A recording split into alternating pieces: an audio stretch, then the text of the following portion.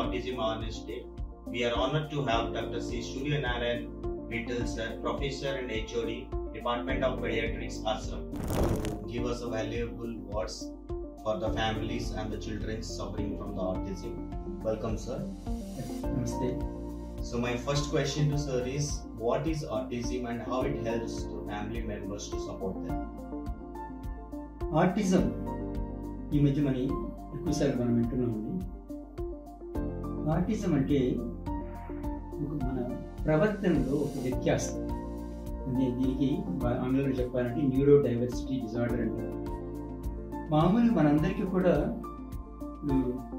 రకరకాలుగా మనం ప్రవర్తిస్తున్న తేడాలు ఉంటాయి. మీరు మాట్లాడినట్టు నేను మాట్లాడాను, మీరు వ్యవహరించినట్టుగా నా వ్యవహారం, ఇవన్నీ కూడా మనకి వ్యత్యాసాలు ఉంటాయి. అలాగే మీరు ఉన్నట్లు నేను ఉండను, మనకి చూపుల్లో వ్యత్యాసం, ప్రవర్తనలో వ్యత్యాసం. అలానే కాకపోతే ఈ పిల్లల్లో ఏంటంటే ఈ వ్యత్యాసం అనేది చాలా ఎక్కువగా ఉంటుంది.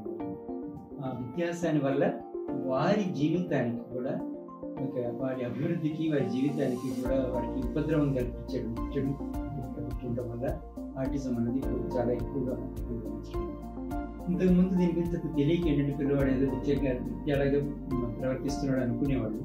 ఇప్పుడు కొన్ని లక్షణాలన్నింటినీ కూడా క్రోడీకరించి ఈనాటి లక్షణాలు ఉంటే దీనిని ఆటిజం అనేది అనొచ్చని చెప్పేసి చాలా మంది శాస్త్రజ్ఞులు నిర్ణయించారు. ప్రవర్తన వాడిలో తేడాగా ఉండి ఆ తేడా వల్ల వారి జీవితం కూడా ఎఫెక్ట్ అవ్వడం వలన అటువంటి దుష్పరిణామాన్ని ఆటిజం మనం పేర్కొన్నాం.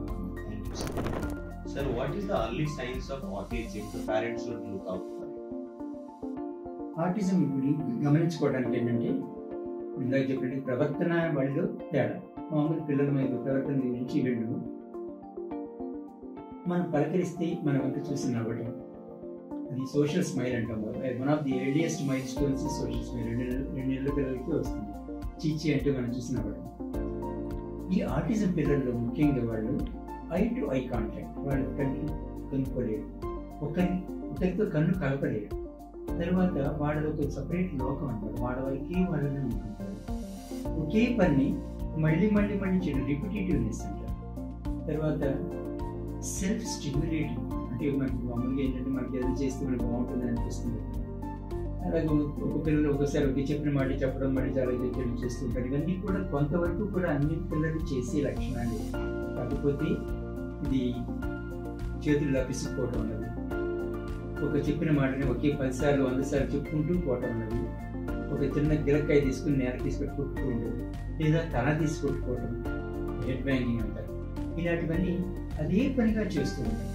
తర్వాత మిగతా పిల్లలతో ఎవరితో ఆడుకోకుండా వారి లోకంలోనే వాడు ఉండడం, ఒక ఖచ్చితమైన ఒక ప్రవర్తన నియమావళికి అదే పద్ధతిలో జరగాలి. పిల్లలందరూ అడుగుతూ ఉంటారు, కాకపోతే అదే విధంగా ప్రతిసారి అదే పద్ధతి ఉండాలి అని కోరుకోవడం.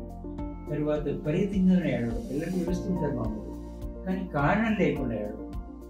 టెంపర్ ట్యాంట్రమ్స్ అంటుంటారు, ఏదైనా మనకి కొద్ది పిల్లలు ఏడుస్తారు. మనం వస్తువు ఇచ్చినా కూడా మనకి ఆపకుండా విపరీతంగా ఏడవడం అనేది మన లోకంలో లేకపోవడం, వేరే లోకంలో ఉండడం, మిగతా పిల్లలతో కలిసి కలవకపోవడం, ఈ లక్షణాలు. తర్వాత మునివేళ్ల మీద నడవడం, తర్వాత ఇలానే ఒకే పని ఏ పని చేస్తే ఆ పని చెప్పి వద్దన్నా కూడా కలిసి అలా చేయడం, ఇవన్నీ లేత లక్షణాలు బట్టి మనం ముఖ్యంగా ఇదే పని లక్షణాలు వచ్చే చాలా రోజులుగా వస్తుంది. మాత్రం డెఫినెట్గా మీరు వైద్యులు తీసుకోవాల్సిన అవసరం. Thank you, sir. It is going to be helpful to our parents also. Sir, what are the causes of autism? Is it genetic or environment? ఈ ఎగ్జాక్ట్ కాజ్ ఆఫ్ ఆటిజం అనేది ఖచ్చితంగా చెప్పడం కష్టం. కాకపోతే ఏంటంటే దాదాపు 60% కేసుల్లో జన్యు సంబంధమైన కారణాలు గమనించబడేవి. ఉదాహరణకు కవల పిల్లలు ఉంటారు, ట్విన్స్, వాళ్ళలో ఒకరికి ఉంటే ఆటిజం రెండో పిల్లలకి రావడం జరుగుతుంది. అలాగే ఈ తోడబుట్టిన పిల్లల్లో ఒకరికి ఆటిజం ఉంటే వాళ్ళ పిల్లలకు రావడం కారణంగా ఉంటుంది.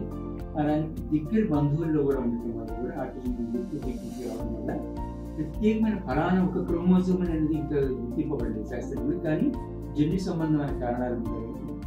అలానే కొన్ని ఎన్విరాన్మెంట్ పరిసరాల ప్రభావం కూడా ఉంటుందని కూడా మన శాస్త్రజ్ఞులు వస్తుంది.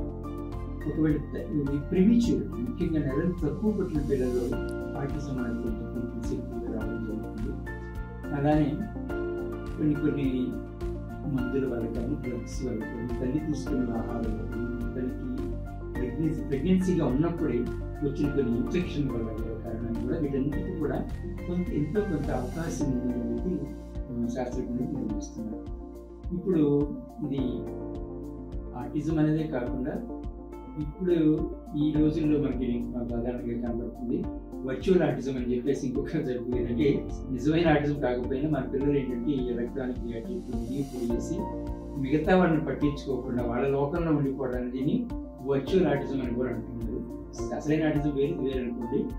ఇది కూడా ఒక మనకి ఇప్పుడు ఉన్న పరిస్థితుల్లో దురదృష్టవశాత్తు ఇలాంటి కూడా పరిస్థితి మిగతా ప్రపంచాలతో సంబంధం లేకుండా వాళ్ళ లోకంలో వాళ్ళ ఫోన్ ఇంటూ ఆ మొబైల్లో ఉండిపోవడం ఇది కూడా వర్చువల్ ఆటిజం అంటున్నాను. Thank you, sir. Sir, what are the areas to be diagnosed for autism child and what are the treatments we can give to the autism child? So, ఇందాక చెప్పినట్టు autism, when your parents suspect these type of symptoms, what they have to do is immediately to consult it. ఎందుకంటే ఇప్పుడు ఇలాంటి అనుమానం లేకపోయినా కూడా there are tools, మనకి screening tools అంటాం. ఎందుకంటే జబ్బు వచ్చినాక కనుక్కోవడానికి మన డయాగ్నోస్టిక్ టెస్ట్ అంటాం. జబ్బు రాకముందు కానీ ఇప్పుడు ఎందుకంటే మనకి ఇప్పుడు ఎంత ప్రెవెలెన్స్ దాదాపు 100కి 1 అన్నట్టుగానే ఆల్మోస్ట్ ఒకప్పుడు 150కి ఒకరు ఉండేవారు. ఇప్పుడు లేటెస్ట్ CDC లెక్క ప్రకారం 68 మంది ప్రతి 68 పిల్లలను ఒకరికి ఆటిజం అనేది నేషనల్. మనకి భారతదేశంలో కూడా అంత ఎక్కువ కాకపోయినా కూడా దాదాపు మనకి ప్రివలెన్స్ చాలా ఎక్కువ ఉంది. అలాంటప్పుడు ఏంటి స్క్రీనింగ్ టెస్ట్ అది. For example modified check list for autism in toddlers అంటే ఏజ్ అప్పుడే నడుస్తున్న పిల్లలు, మరీ పసిపిల్లల్లో ఆటిజం కనిపెట్టడం కష్టం. ఈ MCHART అనేది ఒక టూల్. ఈ టూల్ ఏంటంటే దాదాపు 20 ప్రశ్న వాడింది తల్లిదండ్రులను అడుగుతాం అన్నమాట. ఈ MCHART టూల్ అనేది 18 నెలల నుంచి 24 నెలల పిల్లలు వాళ్ళందరికీ కూడా రొటీన్గా స్క్రీనింగ్ టెస్ట్ అనేది జరగవచ్చు. అంటే ఆసుపత్రి మన పిల్లలకు వ్యాక్సినేషన్కి వచ్చిన పిల్లలందరికీ కూడా నుంచి ఇప్పుడు కొన్ని కంట్రీస్లో యునైటెడ్ స్టేట్స్ అలాంటి చోట వాళ్ళకి రొటీన్ కంపల్సరీ. ఎప్పుడైతే మనకి ప్రివలెన్స్ పెరుగుతుంది అనుకున్నప్పుడు దీన్ని హెల్దీగా కనుక్కొని దాన్ని రికగ్నైజ్ చేయదు. ఒకసారి అనుమానం అంటే 24 క్వశ్చన్స్ ఏంటంటే వేరియస్ స్కోర్స్ ఉండేవి. 0 నుంచి 3 దాకా ఉండేది వాళ్ళకి అసలు ఆటిజం ఏంటి. అలానే ఇప్పుడు 20 క్వశ్చన్స్లో 6 నుంచి 10 క్వశ్చన్ పాయింట్స్ కనుక ఎక్కువ కనుక పాజిటివ్ వస్తే అప్పుడు సస్పెక్టెడ్ కేస్ ఆఫ్ ఆటిజం అంటారు. ఈ సస్పెక్టెడ్ కేసు ఇప్పుడు మనకి పీడియాట్రిక్ సైకాలజిస్ట్ ఉన్నారు. వాళ్ళ దగ్గర పెడితే ఏంటంటే దీనికి ఇక్కడ క్లియర్ టెస్ట్ ఉంటుంది, ఆటిజం కన్ఫర్మేషన్ టెస్ట్. అలాంటి టెస్ట్ జరపడానికి వీళ్ళందరికీ ప్రతి వాళ్ళకి చేయలేము కాబట్టి స్క్రీనింగ్లో పాజిటివ్ వచ్చిందని కనిపిస్తుంది. ఇది ఒక్కసారి స్క్రీనింగ్ కూడా కాకుండా review and also follow up అని కూడా ఉంటుంది అన్నమాట. MCHART RF అంటారు దాన్ని. దాన్ని ఇంకోసారి మళ్ళీ అవసరమైతే మళ్ళీ ఒకసారి జరపడం, తర్వాత ఫాలో అప్ చేయడం, దానికి తర్వాత వరకు పంపించడం, దానివల్ల ఇలా కనుక్కున్న వారికి దానికి వైద్య పరికరం అంటే ఇది ఆటిజం అనేది జబ్బు కాదని చెప్పండి. ఇది ప్రవర్తన వల్ల తేడా, న్యూరో డైవర్సిటీ, నరాల ప్రవర్తనలో వాటికి వ్యత్యాసం ఉంది. అయినా దానికి మనం ఎందుకు వైద్యం చేయాలి అంటే ఇలా చేయకపోతే ఆ పిల్లవాడి జీవితం అనవసరంగా కొన్ని వాడు అచీవ్ చేయాల్సినవి చేయలేకపోతే దాని వెనకబడిపోవడం జరుగుతుంది. అలాంటి ప్రివెంట్ చేయడం కోసం పూర్తిగా సాధారణ మనుషులు అది మార్చలేకపోయినా వారి సొంత పని చేసుకోగలగాలి. వారి సమాజానికి వారి నుంచి వారికి వాళ్ళ ఉపయోగం కలగాలి అని ఎంపిక చేసుకోవడం కోసం అని చెప్పేసి మనం ఈ వైద్య ఎర్లీ ఇంటర్వెన్షన్ అంటారు. దీనికి ఎంత తొందరగా మనం ఈ ఇంటర్వెన్షన్స్ మొదలెడితే అంత తొందరగా వాటికి ఒక శుభమైనటువంటి ప్రయోజనాలు ఉంటాయి. Is there any medical treatment for autism or they need any type of support for this? Medical treatment ఇది జబ్బు కాదని అనుకున్నప్పుడే దీనికి వైద్యంతో మందుల వల్ల ఉంటుంది. దీనివల్ల వచ్చే సెకండరీ కన్వర్షన్స్ అనే అటువంటి అసోసియేట్ సింప్టమ్స్ ఉంటే దానికి మందులు చేస్తాం. కానీ ఇది ఒక మందు వేసి తగ్గించే జబ్బు కాదు. న్యూరో డైవర్సిటీ అనేది ఏంటంటే ప్రవర్తన వాళ్ళు తేడాలి. కాబట్టి దీనికి ఎలా ఉంటుందంటే వారి ప్రవర్తనని మనం కొంచెం మార్చగలిగి, ఫర్ ఎగ్జాంపుల్ మనం అటెన్షన్ చేసుకోవట్లేదు, వాళ్ళని మనకి అటెన్షన్ వాటి కన్ను కలపట్లేదు, వాళ్ళని చిన్నప్పటి నుంచి వాటిలో కన్ను కలిపి కొత్త వాళ్ళతో ఇంటరాక్షన్ అవ్వాలి అని నేర్పించగలిగితే వాడి ప్రవర్తన చాలా తేడా వస్తుంది. అలానే వాళ్ళ మాట సరిగ్గా రాలేదు, స్పీచ్ థెరపీ ద్వారా తెలియవచ్చు.